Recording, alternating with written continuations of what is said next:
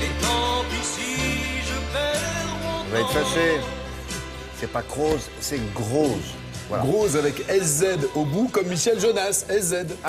Hongrois. C'est hongrois, c'est un point. D'accord. Bah, il a. Alors, il faisait quoi? Du parole ou chanson? Alors lui fait des paroles, c'est un auteur, c'est quelqu'un qui s'illustre sa plume, il la prête dans des tas de domaines. Il a écrit des livres pour enfants qui ont très bien marché. Il a été traducteur hongrois-français. Il a adapté beaucoup de livres. Et puis un jour, après avoir tâté à l'enseignement, il s'est dit que c'était dans la musique qu'il pouvait vraiment s'épanouir. Voilà, il avait très très envie d'écrire. Et un jour, au tout début des années 70, il est dans une maison de disques et il entend à travers la porte d'un studio une voix qu'il croit vraiment, qu'il trouve extraordinaire. On lui dit non, c'est un jeune chanteur, c'est son 3e 45 tours, enfin bon... Ça marche pas. Voilà, pas ça marche pas. terrible. Il demande à rencontrer le jeune chanteur. Ce jeune chanteur s'appelle Michel Jonas, SZ, et les deux travaillent ensemble et ça donne les chansons que vous avez entendues. Celle-là, c'est lui, ça?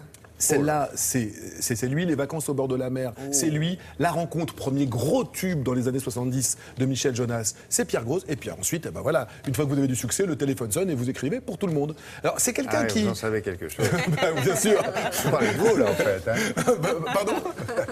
Il parle de lui. Non, mais attendez. Vous pouvez m'appeler, je ne décroche pas toujours. Non, hein. j'ai mis le répondeur. Alors, c'est tout, j'ai pas le temps, là. Je travaille pour Johnny. Écoutez, moi, quand on me donne la balle, je la renvoie. Donc, Pierre Grosse, quelqu'un qui s'exprime pas beaucoup, qui est plutôt vraiment... C'est le but de la chronique. C'est vrai, mais vous avez des auteurs de l'ombre qui sont un peu moins dans l'ombre que d'autres. Lui, franchement, il aime pas parler. Il avait déjà vu nos chroniques que nous avons consacrées à ses confrères. Il a eu donc envie de témoigner à son tour. On y va. Je voulais te dire que je t'attends. Comme la Garonne qui roule et sonne. Et tant pis si je perds mon temps.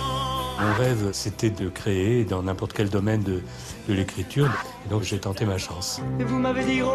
Le professeur est un rêveur. C'est Rosita pour les intimes.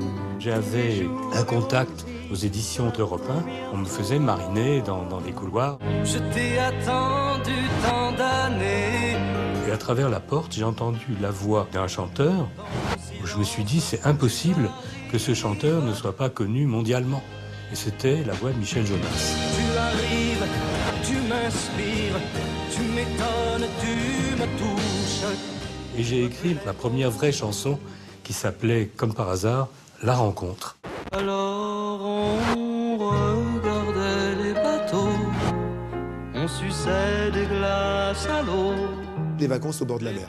Ce sont des souvenirs personnels, les vôtres ou ceux de Michel Jonas? Alors ni l'un ni l'autre, c'est toujours dans la même inspiration de raconter des choses heureuses de quelqu'un qui ne l'a pas forcément toujours été. On allait au bord de la mer avec mon père, ma soeur, ma mère.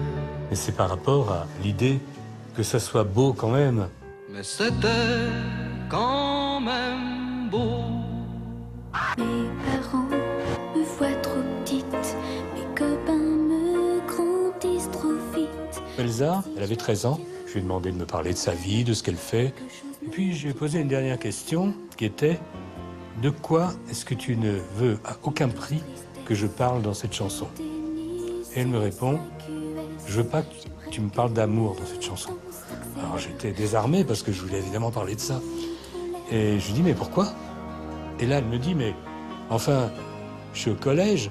Mes copines vont se foutre de ma gueule, quoi. C'est pas possible. » Partant de là, j'ai fait un texte en me disant je le fais pour elle.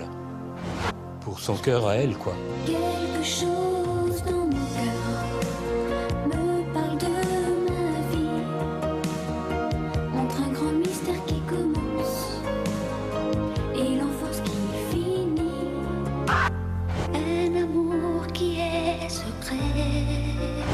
Tout le monde a reçu cette chanson comme quelque chose de normal et de naturel. C'était comme si on annonçait qu'on était entré dans une époque nouvelle, en fait. Les chansons, quelquefois, elles sont simplement un témoignage de ce qui a déjà changé dans la société. Et il me semble que dans la société française de la fin des années 80, on commençait à tenir pour naturel que l'amour, ça soit l'amour, point à la ligne.